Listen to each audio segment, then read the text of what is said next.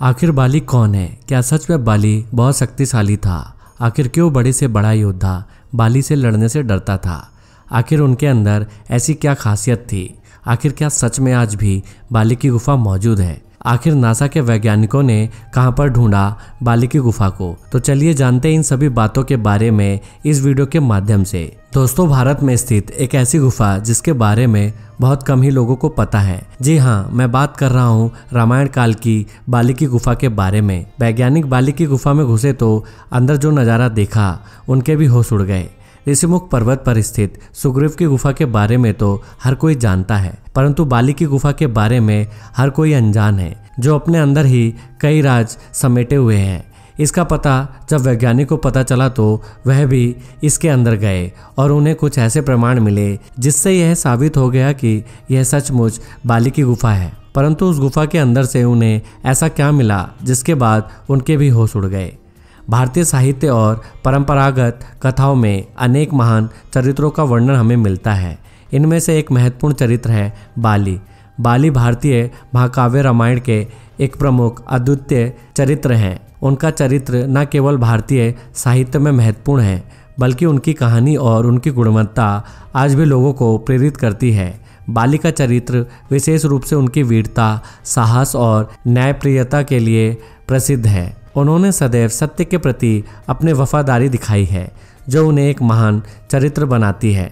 वनराज बाली का शासन किष्किंधा नगरी में हुआ करता था। ऐसा भी कहा जाता है कि बाली को ऐसा वरदान प्राप्त था कि जो कोई भी बाली से युद्ध करने आता उसकी आधी शक्ति उसके अंदर चली जाती, जिसके कारण उसने रावण, कुंभकर्ण जैसे मायावी राक्षसों को भी आसानी से परास्त कर रखा था। बाली के बारे में उसके छोटे भाई सुग्रीव बताते हैं कि बाली में इतना वेग था कि सूर्योदय होने से पूर्व पश्चिम तट से पूर्व समुद्र तक और दक्षिण समुद्र से उत्तर समुद्र के किनारे तक घूम आता था। उसमें उड़ने की शक्ति भी थी, परंतु ऐसा क्या हुआ कि उसकी अपने भाई से ही दुश्मनी हो गई, जिसके पीछे का कारण था वह गुफा, जिसे आज हम बाली की गुफा के नाम से जानते हैं।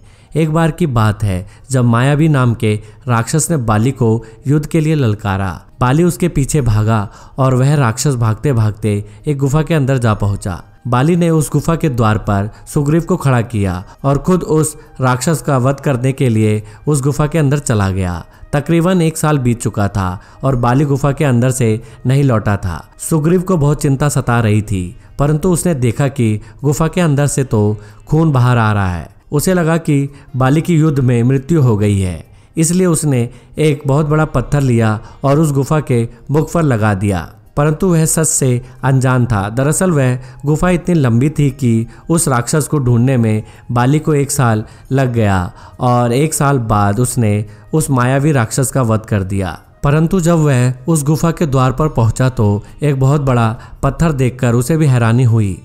उसने मन ही मन सोचा कि शायद सुग्रीव मेरा शासन हड़पना चाहता है। उसने जैसे तैसे करके वह पत्थर हटाया और वापस अपनी नगरी में पहुंचकर सुग्रीव को धक्का मारकर अपनी नगरी से बाहर निकाल दिया।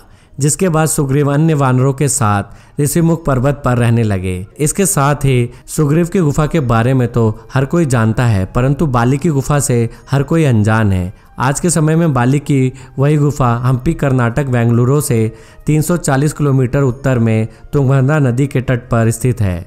40 वर्ग किलोमीटर में फैले 1600 से अधिक स्मारकों के साथ हम्पी एक विश्व धरोहर स्थल और दुनिया का सबसे बड़ा ओपन एयर संग्रहालय है। हम्पी, जिसे रामायण काल में किष्किंधा कहा गया है, हम्पी का प्राचीन इतिहास हजारों साल पुराना है। साथ ही वहां पर स्थित कुछ लोगों ने दावा किया है कि यह वही बाली की गुफा है जिसमें बाली और मायावी राक्षसों के बीच युद्ध हुआ था। वैज्ञानिकों को इस बात का पता चला तो वह शोध करने के इरादे से बाली की गुफा में पहुंच गए, परंतु जब वह गुफा के अंदर पहुंचे तो उनको इस बात का अंदाजा नहीं था कि वह गुफा कितनी लंबी है। वह पुनः गुफा के बाहर आ गए और इस बार अपने साथ खाने पीने की पूरी व्यवस्था करके दोबारा एक बार बाली की गुफा में घुसे। यह गुफा इतनी लंबी है कि बाली को भी मायावी राक्षस को ढूंढने के लिए पूरा 1 साल लग गया था, परंतु वे धीरे धीरे गुफा के अंदर चलते जा रहे थे। उन्हें बस कुछ प्रमाण चाहिए था जिससे यह सिद्ध हो सके कि यह गुफा सचमुच में बाली की गुफा है। वे 2-3 दिन तक उस गुफा में विचरण और शोध करते रहे, परंतु उनके हाथ कुछ भी नहीं लगा। परंतु ठीक 4 दिन बाद उन्हें अंदर से एक विशालकाय नाखून प्राप्त हुआ।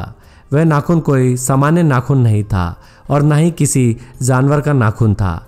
वह सभी हैरान थे कि आखिर यह नाखून किस प्रजाति का है, जिसे शोध के लिए भेज दिया गया। जब वैज्ञानिक उस गुफा के और अंदर पहुंचे तो वहां पर उन्होंने जो देखा उन सभी के होश उड़ गए। दरअसल उस गुफा के अंत में एक अलग ही भाषा में कुछ लिखा हुआ था जो किसी के समझ में नहीं आ रहा था, परंतु वैज्ञानिकों ने इस पर शोध किया तो उन्हें पता चला कि यह लिखावट तकरीबन 5 से 6 हजार साल पुरानी है। वानर नाम की प्रजाति पहले इस तरह की लिखावट का इस्तेमाल किया करती थी। वानर बंदरों से अलग हुआ करते थे। उनका शरीर मानव की तरह होता था, परंतु मुख बंदर की तरह। उनकी पूंछ भी होती थी और वह काफ़ी हष्टपुष्ट पहलवान की तरह होते थे। जब वह नाखून अच्छी तरह से शोध किया गया तो यह पाया गया कि वह किसी आम इंसान का नाखून हो ही नहीं सकता, ना वह किसी जानवर का नाखून है, क्योंकि मायावी राक्षस और बाली के बीच उस गुफा में युद्ध हुआ था। तो यह प्रमाण दिए गए कि यह जरूर उस मायावी राक्षस का ही नाखून है। जिसके बाद वैज्ञानिकों ने भी इस बात पर मोहर लगा दी कि यह गुफा सचमुच में बाली की गुफा है, जो आज के समय में तुंगभद्रा नदी वाले कर्नाटक के हम्पी शहर के जंगली इलाकों में मौजूद है। तो दोस्तों, आपको आज की वीडियो कैसी लगी नीचे कमेंट बॉक्स में कमेंट करके जरूर बताइएगा। अगर आप भी किसी टॉपिक के बारे में हमें बताना चाहते हैं तो हमें नीचे कमेंट करके जरूर बताइएगा। आज की वीडियो में बस इतना ही। जल्दी मिलते हैं नए वीडियो के साथ। तब तक के लिए बाय, टेक केयर।